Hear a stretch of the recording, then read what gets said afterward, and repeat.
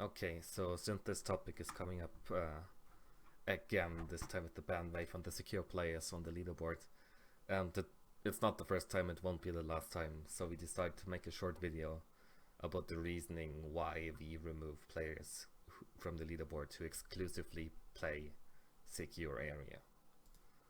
So let's just say there exists only two game modes because, well, no one cares about fucking hostage.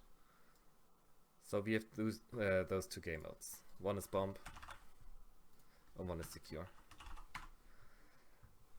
Now, if we check on the leaderboard, what's the percentage of bomb, like in the 300 people on the leaderboard across all platforms? So we just take all the players, filter those who like only play a certain amount, and then get the amount of, like, get the percentage of bomb games within the played ranked games for those people. So if we run that,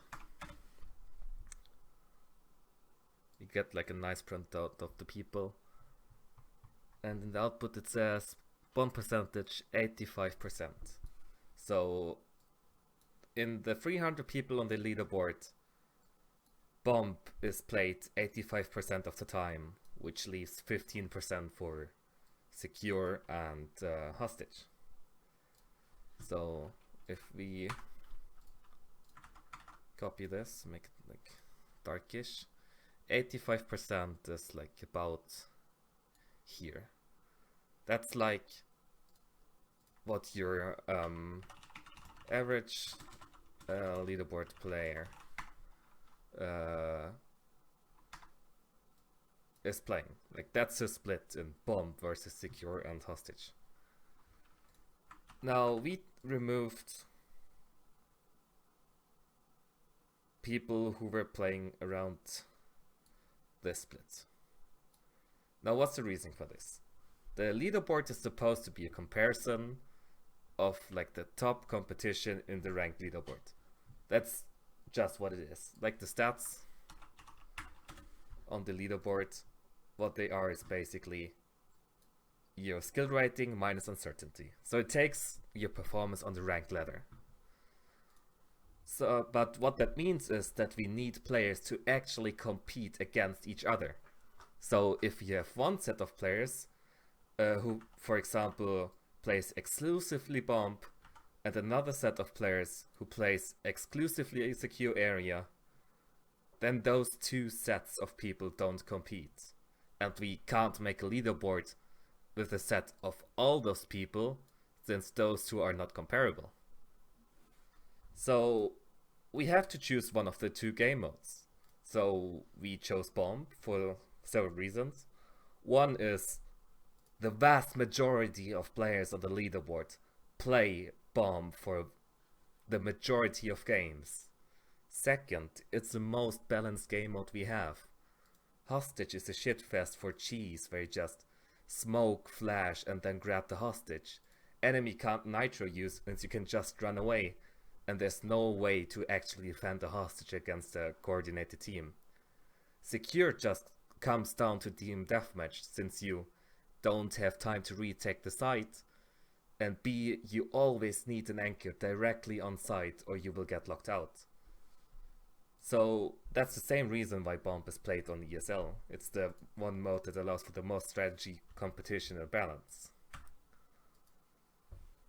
So secure is the mode that we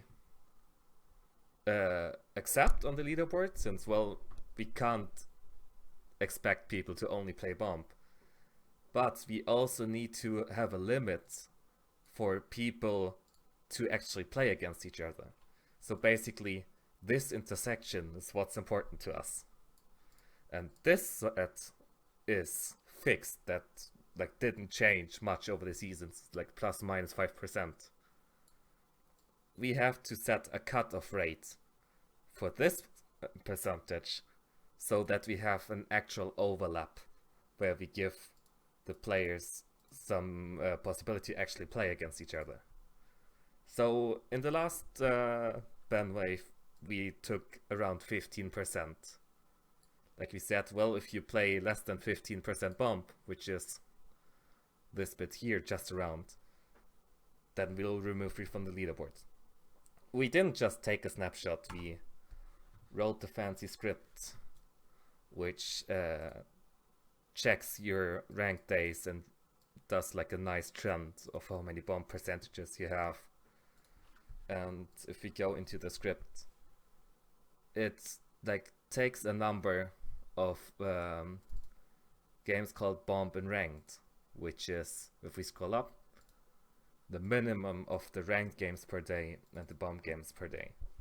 So this basically just means if you play 4 games in one day and 3 of them were bomb, 1 of them was a secure area, and like those 4 were all ranked, and you played, for example, like 5 more hostage and casual, then we just know the sum of the games you played. For like the player's sake, we assume that ranked games are bombed whenever possible. So, for example, on a day you play 8 bomb games, like all in all, 2 in casual and 6 in ranked, then all, like for that day, we would count 6 bomb games. So it's quite a bit in the favor of the player. The script is on GitHub, so if you want to check it, I can put the link in the video description. So that's basically the bomb players we have. And around 15% this time, we set the cutoff rate. So if I go back to this one, this is like this, and towards the right is the player base we decided to remove. And like we will still monitor this, and if we see that the average leaderboard player plays like more secure, then we will reduce this limit. But for now, the percentages are kind of fixed since this one doesn't change and we need that overlap. And that's the reason why we remove players from the leaderboard who play basically no bomb. So, for example, if I undo the changes I just did and just check the players on the board who just pulled up after we removed the last ones, we have 3 players currently on the board. And we see, okay, 1 guy played 53 ranked games and 0 of them were bomb. He will get removed, probably today. This guy, the same, played 2 bomb games and 149 ranked games. With this guy, let's see at the trend, he's not changing much, like he has 2 peaks of bomb, but basically he didn't play it at all and the trend's not increasing, so he'll probably get removed too today. This is the set of players we actually remove from the leaderboard. If you play a normal amount of bomb games, aka just be somewhere above 15%, then you won't have a problem. This is purely to enable the players on the leaderboard to have a chance to compete. And if you don't compete against each other, or like if you take steps to not compete against each other by, for example, disabling bomb in matchmaking preference and playing in the 5-man stack, then you will get removed from the leaderboard. The cutoffs are not hard. We do look at every single player we remove, and if we see like that your trend goes up, we'll just watch a bit longer and see like if you go over the threshold. But you know, if you see shit like this, then you're removed for the season and you can try again next time. So I hope this cleared it up, and if you have any questions, just post in the comments or on Twitter or send us an email. We're happy to help.